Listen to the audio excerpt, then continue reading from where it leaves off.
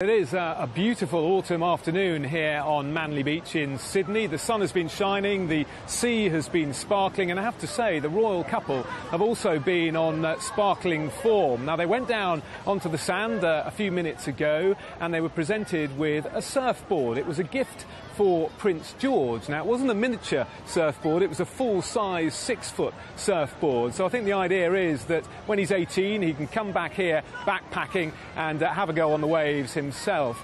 They also saw a demonstration of surf life-saving. Now, the Little Nippers, as they're known, are kids who meet every weekend.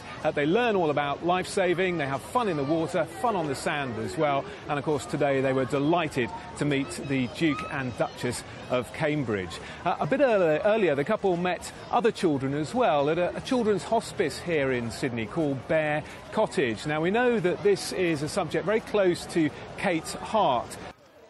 Hospice in New Zealand, and she's done the same thing today. She joined a music therapy session singing Twinkle Twinkle with many of the kids and spoke to them and their parents. And she also thanked Australia for making her family feel so welcome. Have a listen.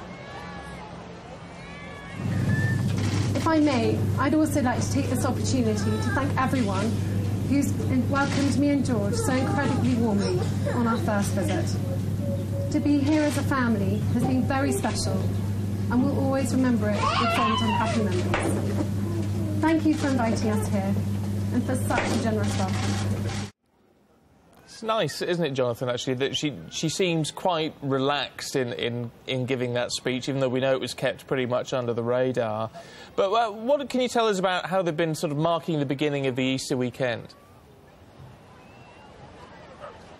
Yeah, you're right, actually. It was only the second time she's given a speech, and I have to say it was utterly flawless. She certainly seemed a lot more relaxed than she has done in the past. But you're right, it's the Easter weekend. The Royal Easter Show is a massive deal here in Sydney. Hundreds of thousands of people go every year, and the Duke and Duchess were there a bit earlier. They saw giant veg. They met many of the organisers as well as visitors had gone down. And there was a funny moment when they were looking at some alpaca wool, and Kate had a bit of a jibe at her husband, saying that perhaps he could use it more than she to help cover his bald patch. So